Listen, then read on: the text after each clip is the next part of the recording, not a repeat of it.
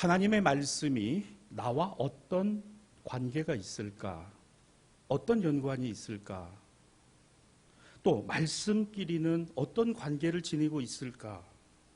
그리고 나의 삶과 하나님의 말씀은 어떤 관계 안에 두어져 있는 것일까? 아마도 우리가 이 하나님의 말씀을 대할 때마다 생각해야 될 부분입니다. 오늘 하나님은 나에게 말씀하신다. 그 말씀이 무엇일까? 그리고 내 삶에서 이 말씀을 어떻게 지켜 살아갈 것인가 하는 것이죠. 매주일 우리는 이 주일의 예배를 우리 신앙과 믿음의 선진들이 고백하고 또한 상고하였던 공동성서 정과를 통해서 그리고 구약과 시편, 서신서와 복음서의 말씀을 상고합니다. 그래서 이 말씀을 통해서 우리가 우리의 삶에 오늘 주고 계신 하나님의 뜻을 새기는 것이죠. 여러분 조금 설교가 얼기설기하고 조금 좀 앞뒤가 안 맞는 부분이 있다라고도 들리실 수가 있을 거예요. 그러나 더 중요한 것이 있습니다. 하나님의 말씀은 하나님의 말씀이에요. 하나님의 말씀은 하나님의 말씀이기에 하나님의 능력과 역사가 있습니다. 가장 중요한 것이 무엇일까? 설교를 잘하는 것이 중요한 것이 아니고요. 하나님의 있는 말씀을 그대로 전할 수 있는 것. 우리가 하나님의 말씀을 들어야지 다른 어떤 것이 여기에 들어와서는 안 된다라는 것입니다. 자, 그렇다면 오늘도 우리는 이 말씀을 대합니다. 이 말씀이 오늘 나에게 무엇을 말씀하시고 있는가 생각합니다. 방향을 가늠해 봅니다. 인생의 방향, 삶의 방향, 신앙이 이어져 가야 할 신앙의 방향까지도 우리는 이 말씀 속에서 조망해 볼 수 있다는 것이죠. 그래서 어떤 분들은 이 성경을, 하나님의 말씀을 뭐에 비유하냐면요, 내비게이션, 차에 보면 다 요즘 웬만큼 있죠.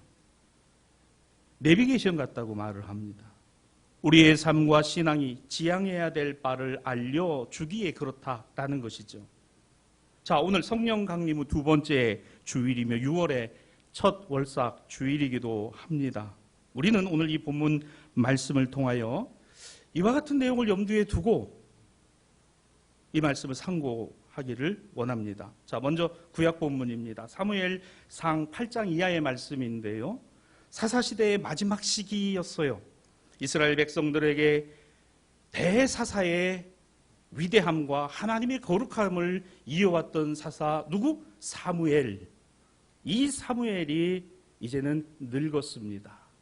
고령의 나이에 접어들었어요. 백성들이 사무엘에게 말합니다. 사사를 더 이상 세우지 말고 왕을 세워달라고 말입니다. 주변의 이방 나라들을 보세요.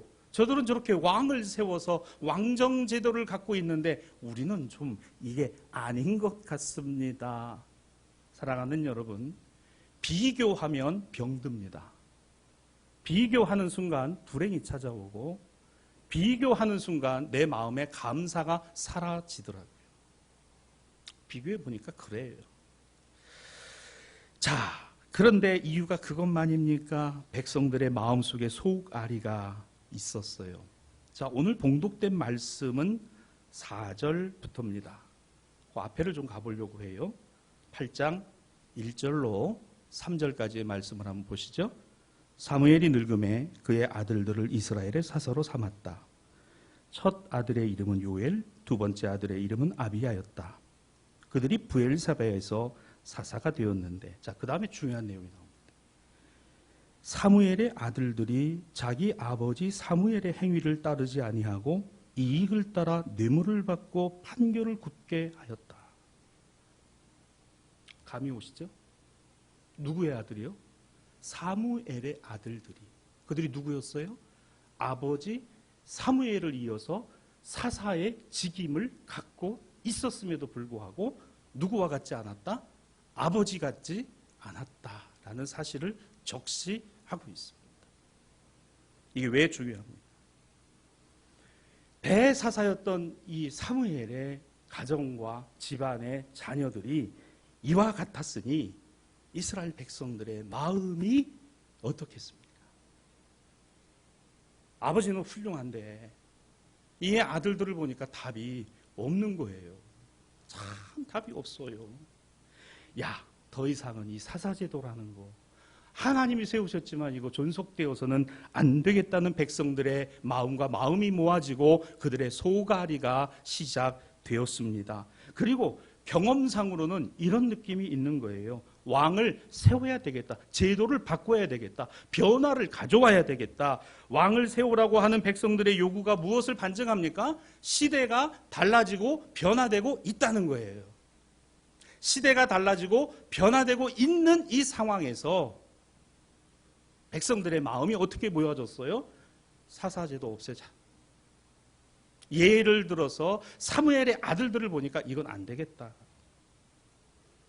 본문 5절입니다. 당신은 늙고 당신의 아들들은 당신의 행위를 따르지 아니하니 모든 나라와 같이 우리에게 이제는 사사제도를 폐하고 왕을 세워야 하겠나이다. 변화가 필요합니다. 아예. 그러자 사무엘은 백성들이 왕을 요구한다는 사실에 상심을 했습니다. 상처를 받았습니다. 사실은 이 사사제도의 근간이 무엇입니까? 그렇습니다. 우리가 아는 대로 이스라엘의 왕은 오직 누구시다? 하나님 한 분뿐이시다. 야훼가 우리의 하나님이시다. 우리 구원자이시다. 애굽에서 우리의 조상들을 건져내시고 이 가나안 땅을 우리에게 허락하시고 이곳에서 살게 하시니 그가 우리의 왕이시다. 그렇죠? 이 고백이 사사제도의 근간입니다. 사사들은 그래서 이 하나님을 대신하여 하나님의 뜻을 삶의 자리에 구현하고 그 공동체 속에 이어가는 제사장의 역할, 예언자의 역할, 왕의 역할을 하는 이들을 사사 판관들하고 이야기를 했던 것이죠. 그것이 존속되어 이어오다가 이제 이 사무엘에 이르러 엄청난 대사사의 반열에 사무엘이 올라가 있는데 이 믿음의 가정에 이 신앙의 가정의 아들들이 이 같은 모습이 되었어요. 참 기가 막히고 가슴을 칠 일 아닙니까? 사사의 신앙, 이 신앙의 근간이 흔들리고 있는 거예요. 백성들에게 미치는 영향이 결코 작지 않았던 것입니다. 사랑하는 여러분, 오늘 한국교회가 세상으로부터 많은 이야기를 듣는 것을 다시 역으로 생각하면 이런 부분이 있는 것 같아요. 아직도 세상은 교회에 대한 희망을 갖고 있다. 아직도 세상은 우리 그리스도인들을 향한 소망을 갖고 있다. 믿으십니까? 교회가 바로 되고 그리스도인들이 바른 삶을 살아가기를 기대하고 있는 거예요. 그래서 말을 하고 있는 겁니다. 그래서 댓글을 달고 있는 거예요. 그래서 우리가 알기를 원한다. 아, 하나님 앞에 참 바르게 신앙과 믿음을 갖고 살아가야 하겠구나.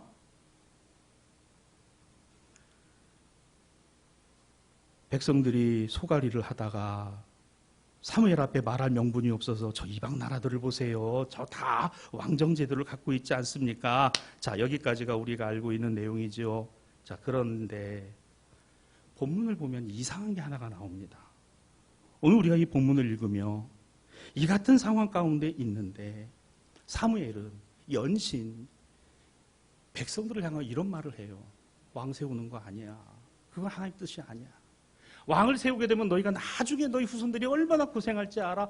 이 이야기만 주구장창 하고 있는 반면에 뭘 안 하고 있습니까?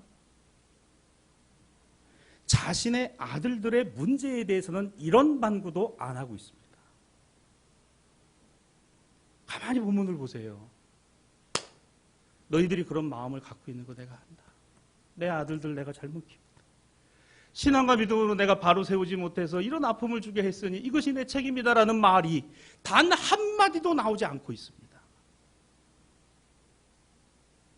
그럼 자신 문제에는 참 답이 없는 것 같아요. 남의 자식들은 뭐라고 할 수 있어도 참 내 자식을 가지고 누가 뭐라 하면 그게 불편한 마음이지요. 분명히 백성들은 알고 있어요. 사무엘의 두 아들들이 사사가 되어 아버지 같지 않고 뇌물을 받고 돈을 받고 물질을 받아가면서 판결을 굽게 하고 가난한 자들을 더 힘들게 하고 어려운 자들을 핍박하고 그런 일에 앞장서고 법을 왜곡하고 이게 얼마나 큰 죄입니까? 사무엘이 몰랐다고요? 아닙니다. 사무엘이 알았어요. 그런데 이런 이야기를 한마디도 하지 않는다는 거예요. 자신 안의 문제는 외면한 채 사사제도를 폐하고 왕정제도를 요구하는 백성들을 일면 탓하고 있는 늙은 사무엘의 모습이 왠지 측은해 보임은 그의 속마음이 얼마나 힘들고. 사랑하는 우리 대세 신앙가족 여러분, 우리가 사무엘이 누군지를 알아요. 그 어린 시절에 실로 성소에서 제사장 엘리의 집에 위탁이 되어 하나님의 이상이 흔히 보이지 않던 그 시대에, 그 혼탁한 시대 속에서도 사무엘아 하나님의 음성을 들었던 어린아이 사무엘, 어머니 한나의 간절한 기도를 통해서 하나님의 응답하심이 있었던 나실인 사무엘, 이 사무엘의 영적 총기와 그 영적인 그 하나님의 이상과 비전들이 그 안에 가득했던 위대한 대사사의 자질을 갖고 있었던 이 사무엘이 말입니다. 그는 똑똑히 보았습니다. 실로의 제사장 엘리의 집안과 엘리가 늙어서 영적으로 흐려졌던 그의 모습과 그의 두 아들 홈리와 비느하스가 아버지 제사장의 뒤를 이어서 판결을 굽게 하고 가난한 자들을 힘들게 하고 어렵게 하는 죄악을 똑똑히 사무엘은 지켜보았습니다. 정작 이제 늙은 사무엘은 자기가 보았던 그 엘리와 같은 모습이 되어 있는 그 모습을 과연 보았을까? 홈리와 비느하스 엘리 집안의 그 두 아들처럼 자신의 두 아들이 그와 같은 상황에 있는 것을 사무엘은 보았을까? 자신과 자신의 아들들의 문제에 대해서 침묵하지만 하나님의 말씀은 준엄하게 이것을 분명히 오늘 본문에 8장 1절로 3절에 기록하고 있다는 사실입니다. 변화의 시기가 도래했어요. 사사시대는 더 이상 유지될 수 없었습니다. 맞습니다. 그러나 그 변화의 내용보다도 중요한 것이 있었습니다. 변화의 방향입니다. 백성들의 명분은 분명 타당한 면을 갖고 있었습니다. 백성들 안에 이미 자리 잡고 있는 문제 또한 결코 간단치 않았습니다. 하나님은 이렇게 말씀합니다. 그 백성들의 마음속에 있는 분노, 사무엘의 아들들에 대한 그와 같은 분노뿐만이 아니라 하나님이 그 마음의 중심을 꿰뚫어 보시고 이런 말씀을 남기십니다. 7절입니다. 여호와께서 사무엘에게 이르시되 백성들이 너에게 한 말을 다 들어라. 이는 그들이 너에 대하여 말하고 비판한 것만이 아니라 나를 버려 자기들의 왕이 되지 못하게 하기 위한 것이다. 이스라엘 백성들의 마음속에는 사무엘을 향한 원망만이 있는 것이 아니라 하나님도 필요 없다라고 하는 그 마음의 깊은 중심에 이것이 자리 잡고 있음을 말씀하십니다. 사랑하는 여러분, 부활 이후의 그리스도인의 삶이 왜 중요하다고요? 부활의 주님이 우리와 항상 함께 하시고 살아 계심을 믿기 때문이에요. 그렇지 않습니까? 하나님을 버린다. 무슨 말입니까? 하나님이 이제 더 이상 우리 왕이 아니다. 저 이방 나라들을 보니까 뭔가 모양도 있고 신상도 있고 나무로도 세우고 돌로도 세우고 그렇게 세워서 그럴듯해 보이는데 우리 하나님 뭐가 있어? 이때 성전도 없을 때잖아요. 아이, 사무엘 보니까 이제 틀렸어. 이제 나이 먹어가지고 더 이상은 이제 저 아들들을 봐봐. 이게 뭐야? 원망과 불평이 그냥 그 안에 팽배하기 시작. 이스라엘 백성들이 원하는 변화는 그렇습니다. 그 변화의 방향은 하나님을 버리는 것이었어요. 하나님을 버리는 쪽이었다고요. 사랑하는 여러분, 오늘의 시대가 어떠합니까? 아우, 예배드리기 힘들지. 맞아요, 힘듭니다. 모이기 힘들지. 맞아요, 힘듭니다. 그렇기 때문에 예배드릴 수 있는 기회, 모일 수 있는 기회가 어떻다고요? 더 소중하고 더 절박하고 더 감사해야 하는데 봐라, 세상이 이러니까 예배 이제 안 드려도 되는 거 아니야.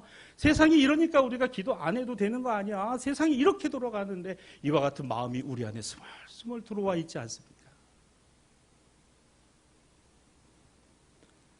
아니, 어떻게 변화의 방향이 하나님이 왕 되심을 패하고 백성들이 말입니다.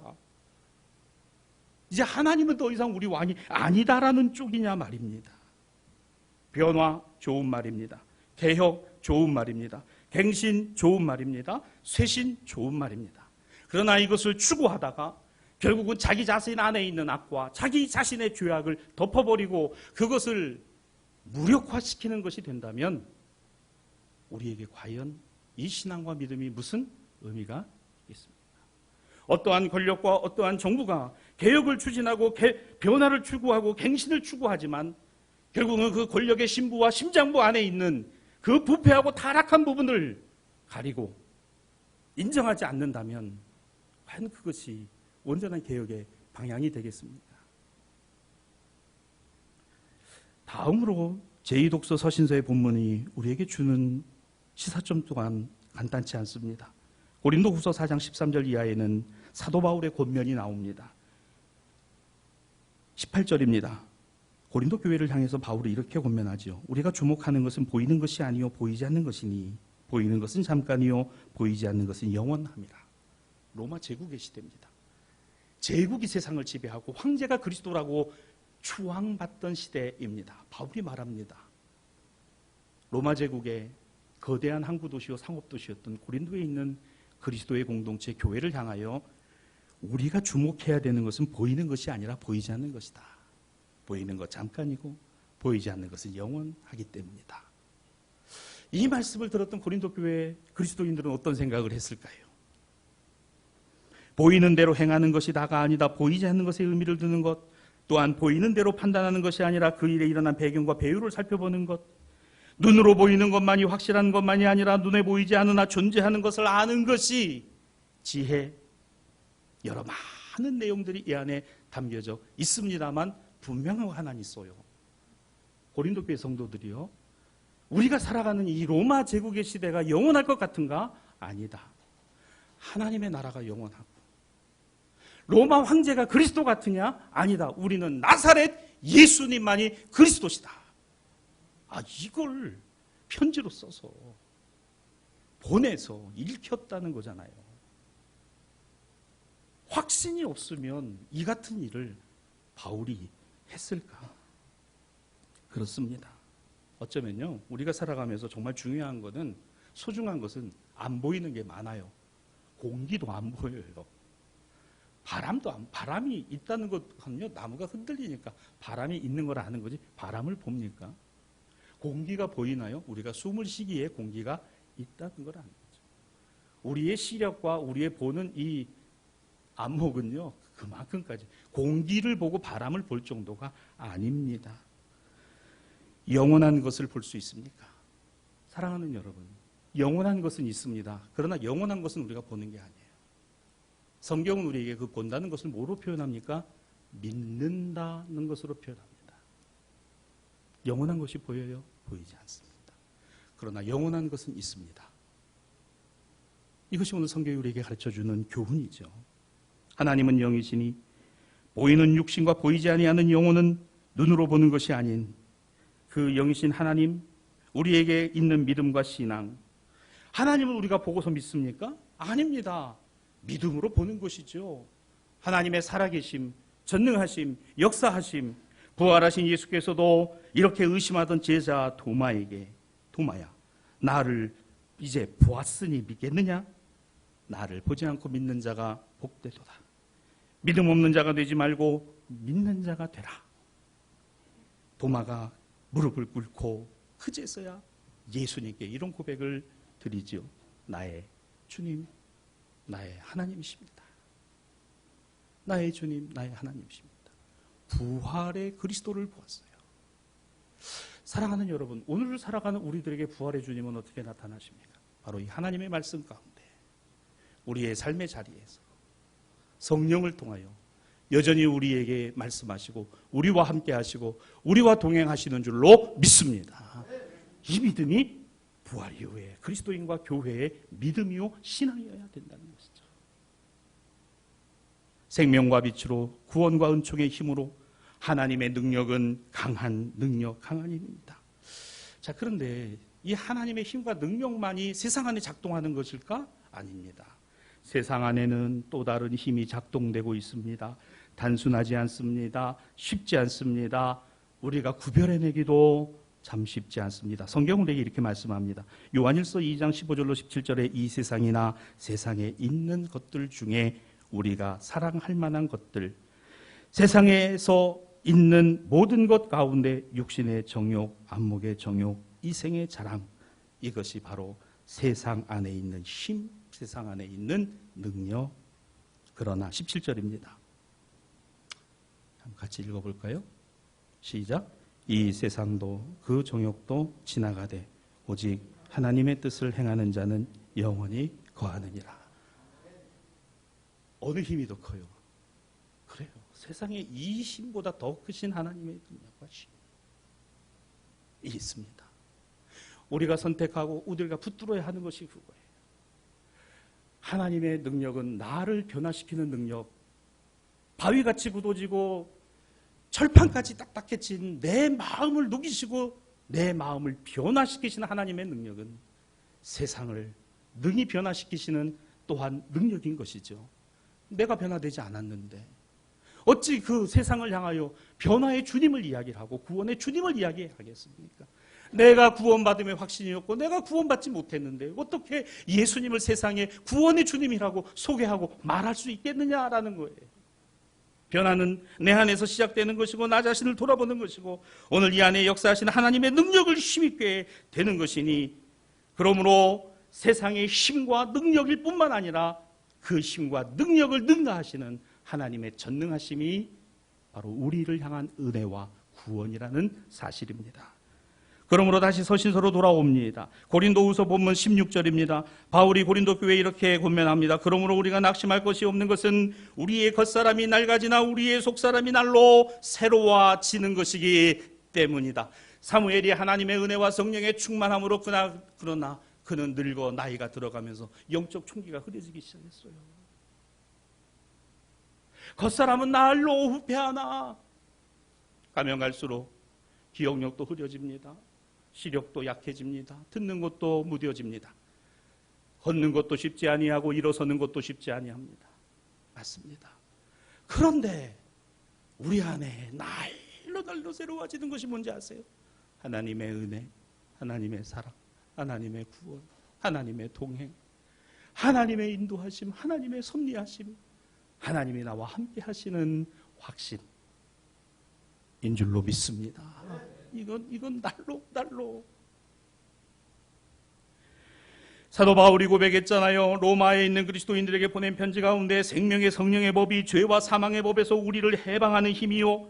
바울은 그 고백에 앞서 내 자신이 마음으로는 하나님의 법을, 그러나 육신으로는 여전히 죄의 법을 섬기고 있는 나를 보도다.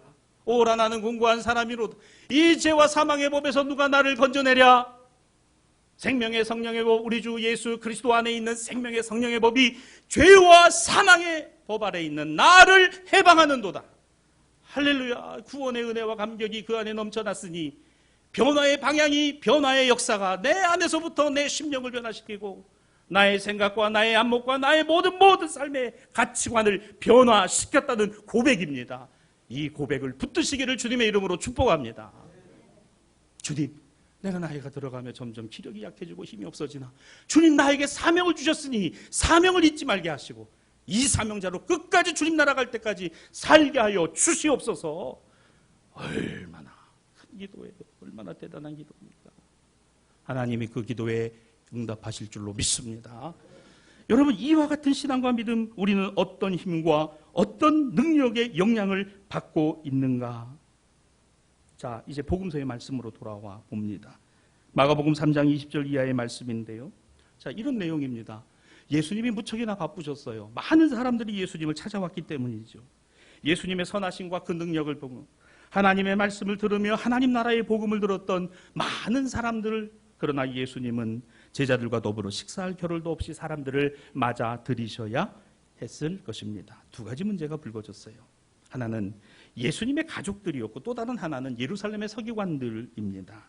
그러니까 예수님 사역에 대해서 예수님에 관해서 누구보다 잘 알고 이해해 줘야 될 사람들, 예수님의 가족들이잖아요.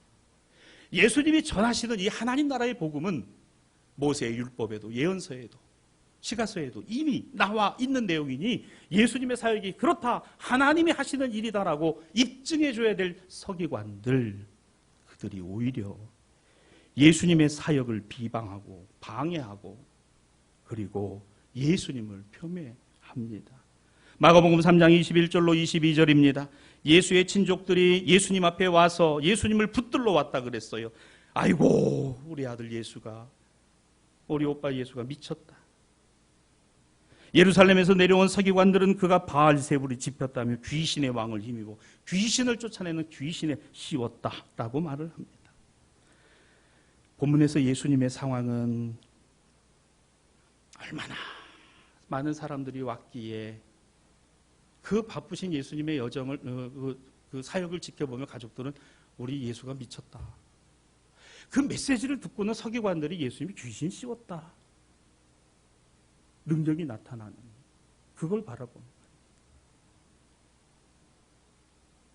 사랑하는 여러분, 능력이 어디에 있습니까? 하나님께 있습니다. 그 능력이 어디서부터 이어집니까? 예수 그리스도의 이름으로 이어집니다. 베드로와 요한이 성전 미문에 앉아있는 그 안진뱅이를 보았을 때 내게 은과 금은 없어도 내게 있는 것으로 내게 말하라. 나사렛 예수 이름으로 일어나 걸으라.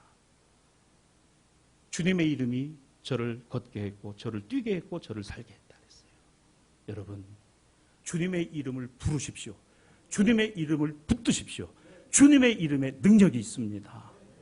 그러니까 예수님의 능력이 나타나는 걸 바라보면서 저거 귀신 씌웠다, 이 이야기를 서기관들이 아니에요. 얼마나 말씀의 문자는 알아도 그 말씀의 능력을 모르냐는 거예요. 오늘도 하나님은 살아계시고 우리와 우리의 가정을 붙드시고 역사하시는 줄로 믿습니다. 능력입니다. 힘입니다. 예수께서 말씀하시잖아요. 야, 어떻게 사탄이 사탄을 쫓아낸다는 거야? 어떻게 사탄이 사탄을 쫓아낸다라고 이야기를 하는 거야? 그러며 예수께서 중요한 교훈 하나를 던지시죠. 자, 오늘 마가복음 3장 27절에 사람이 먼저 강한 자를 결박하지 않고는 강한 자의 집에 들어가 세간을 강탈하지 못하리니. 다시 말씀드립니다. 강한 자의 집에 들어가 약탈하기 위하여 먼저 강한 자를 결박해야 하니 사탄이 이렇게 어리석은 짓을 하겠는가? 이건 무슨 말씀입니까? 그 강한 사탄의 힘과 능력을 결박하는 하나님의 능력은 예수 그리스도십니다. 예수께서도 말씀하시는 거예요. 사탄의 힘이요, 강합니다. 육신의 정욕, 안목의 정욕, 이생의 자랑, 얼마나 강한지 몰라요. 자랑하고 싶고 뽐내고 싶고 얼마나 강한지 몰라요. 내 이름이 들어가 있을 땐 기쁘고 내 이름이 빠져 있을 땐 속상하고 얼마나 강한지 몰라. 얼마나 강한지. 그것으로 서운하고 그것으로 안타까워. 정치를 이거밖에 못해? 그런데 막상 그런 사람들이 정치의 자리에 가니까 똑같은 사람이 돼. 권력이 이렇게 부패했어라고 비판하는 자들이 권력을 잡고 나더니 더 부패한 자들이 되고. 얼마나 그것이 우리에게 강한 힘인지 모릅니다. 정말 강한 힘, 세상의 권세와 사탄의 권세입니다. 이것을 이기신 힘, 바로 하나님의 독생하신 아들 예수 그리스도십니다. 사탄의 힘에 눌린 이들은 그런 하나님의 사랑과 그리스도의 구원을 보지 않고 오늘 내 안에 왕이 하나님이 아니시고 다른 세상의 것들로 왕을 대체하려고 하는 그와 같은 강력한 힘에 노출되어 있고, 사무엘을 바라보며 사무엘의 집안을 바라보며 어떻게 저거밖에 안 되느냐는 생각이 내 안에 가득한 그 불만과 원망 속에는 하나님을 버려버리는 이와 같은 우를 범하는 우리의 연약함과 나약함이 있습니다. 사랑하는 대사의 신앙아 여러분, 사탄은 우리에게 충성을 요구합니다. 사탄은 우리에게 성공할 것이라고 속삭입니다. 사탄은 우리에게 자기의 권세 안에 있으면 세상을 승리할 수 있다라고 유혹하기도 합니다. 누구에게 한 것처럼? 예수님에게 한 것처럼 말입니다. 광야에 나가신 예수님을 향하여 유혹했던 사탄이, 하나님의 아들도 넘어뜨리겠다는 사탄이 저와 여러분 정도야. 이건 아무것도 아닌 거예요. 하나님의 아들까지도 시험하는 사탄이 얼마나 강력하고 얼마나 대단한 힘입니까? 그런데 우리 주 예수 그리스도께서는 그 사탄에 굴복하신 것이 아니라 그 사탄을 찍어 누르시고 승리하고 이기셨으니 그 십자가에 죽으시고 부활하신 우리 구주 예수 그리스도십니다. 이것이 우리 신앙과 믿음이에요. 오늘은 성령 강림 후 두 번째 주일, 성서 일과의 구약 본문이 하나가 더 있어요. 창세기 3장 8절 이하 15절까지의 말씀입니다. 이거 어떤 내용이냐면 에덴 동산 가운데 뱀, 곧 사탄의 유혹과 그로 인한 아담과 하와의 실패를 다루고 있는 본문이 오늘 또 다른 창세기 구약의 본문의 내용이 있습니다. 뱀이 여자에게, 사탄이 말합니다. 야, 너 이거 봤지? 결코 죽지 아니하리라. 너희가 하나님과 같이 될 것이다. 여자가 그 말을 듣고 보니까 선악과 뭐로 보여요? 먹음직도 하고 보암직도 하고 지혜롭게 할 만큼 탐스럽기까지 했다 그랬습니다. 육신의 정욕, 안목의 정욕, 이생의 자랑, 보암직도 하고 먹음직도 하고 지혜롭게 할 만한, 그것만 있으면 내가 하나님 된 것 같은 그와 같은 마음이 내 안에 여전히 자리 잡고 도사리고 있지 않는가를 오늘 말씀 앞에 이 마음을 끄집어내서 내려놓습니다. 말씀을 정리합니다. 변화는 필요하고 변화는 시작되어야 합니다. 이미 시작되었어요. 하나님의 나라, 생명의 그리스도의 복음 시작되었습니다. 끝까지 이 길을 갈 수 있기를 바랍니다. 그리고 나로부터, 내 안에서부터, 내 가정부터, 내 신앙과 믿음부터 한번 돌아볼 수 있기를 바랍니다. 복음은 우리가 무엇인가에 강한 힘에 눌려 있을 때, 포로된 우리의 처지와 형편 안에서 역사하시는 하나님의 능력이요, 하나님의 은혜요, 하나님의 구원이요, 하나님의 사랑이라는 사실을 기억하는 우리 대사의 모든 신앙가족들이 되시기를 주님의 이름으로 축복합니다.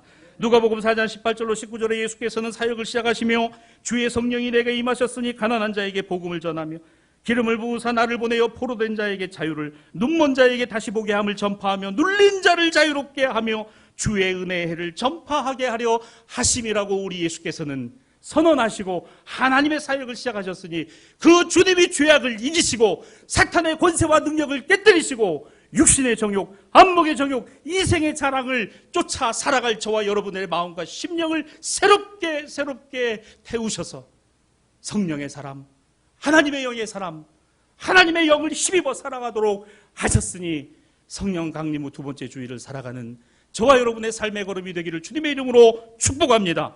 성령을 따라 살아가십시다. 성령으로 행하고 성령으로 또한 승리하는 대사의 모든 신앙 가족들이 되시기를 주님의 이름으로 축원합니다.